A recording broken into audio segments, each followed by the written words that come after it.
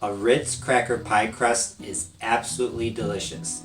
It's the perfect combination of buttery and salty, so whenever there's a recipe that calls for a graham cracker crust, you can probably replace it with the Ritz cracker crust. If you want the recipe, keep watching. Making a Ritz cracker crust is really easy. Here I have 100 grams of butter crackers. You could use Ritz or any other similar brand of butter crackers. If you don't use grams, I bought a 13.7 ounce box and I used one sleeve. There are 4 sleeves.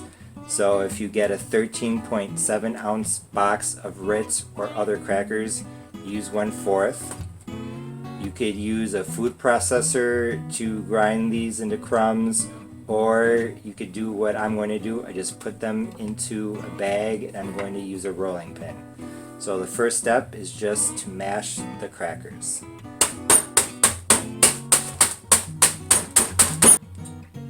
So it took about 2 minutes, but I was able to pound the Ritz crackers into little crumbs like that.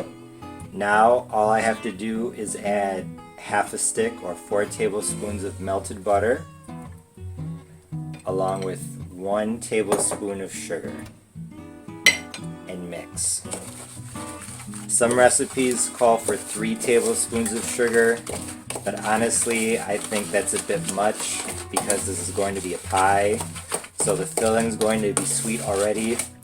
I mean, I guess if you wanted to, you could do 3 tablespoons of sugar, but I think this is plenty, and it helps with that buttery and salty contrast of the crust with the sweet filling. So what I'm going to do is continue to mix this, and then I will press it into the pie pan. Now the next step in making this Ritz cracker crust is pressing the cracker mixture into a 9-inch pie plate. I very lightly buttered this, but honestly you probably don't have to. I just have a phobia of things sticking. I am going to use this for a key lime pie, which is going to be another video. And when I made it last time, it didn't rise up all the way, so I'm not going to take the crust all the way up to the top here. I'm going to take it a little bit farther down, just so that there's more crust underneath the filling and I don't have a gap between crust here and filling.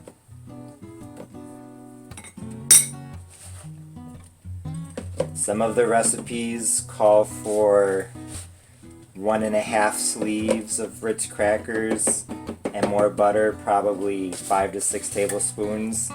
If you want a very thick crust, then by all means do that, but I don't want a super thick crust because it's more calories, and I try to be a little bit healthy, and usually the crust is the quote-unquote worst part. So it looks a little loose here, but it will be okay. If you want to add a tablespoon or 2 more of butter, you could, but like I said, I like to keep things a little bit healthier. So I just finished pressing the crust into the pie pan. Like I said, I didn't bring it all the way up to the top because, if memory serves me correctly, my key lime pie filling does not puff up all the way to the top. This is going to go into a 350 degree oven. I'm guessing about 12 minutes, but I will let you know. Here's my finished Ritz cracker crust. It was in at 350 for 15 minutes. Smells amazing. This Ritz cracker pie crust was absolutely delicious because of the combination of saltiness and butteriness. As I grow as a chef, I've come to realize that my palate really likes contrasts in both flavors and textures. And this Ritz cracker pie crust definitely had that. It was also really easy to make, requiring only 15 minutes of baking time. Although the butter cracker crust could be a little bit thicker and I could have added a little bit more butter, Like I said earlier in the video, I try to stay somewhat in shape, so I restrain myself. But don't worry, this pie crust doesn't taste like it's trying to be healthy. I made this key lime pie for cheat day, and even though the crust could have been a bit thicker and could have had a little bit more butter, it still stayed together and I didn't feel like I was missing out on a cheat day.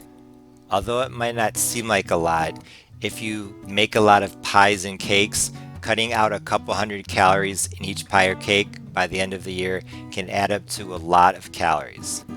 So if you can manage to do without a little bit, go for it. I also made a lemon icebox pie with this pie crust recipe.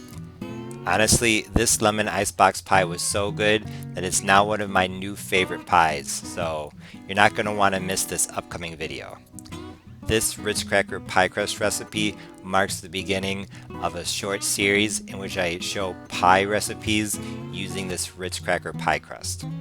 Like I said earlier in the video, I think that you could use this butter cracker pie crust recipe whenever you see a recipe that usually calls for a graham cracker crust. So if you want to see what recipes I have up my sleeve, stay tuned. Thanks for watching. If you liked this video, please be sure to like, share, comment, and subscribe. For more information about Argentinian food and Southern recipes, please visit my website, parnellthechef.com, and be sure to follow me on social media. Right now, I'm most active on Twitter and Instagram. Once again, thanks for watching. See you next time. Bye!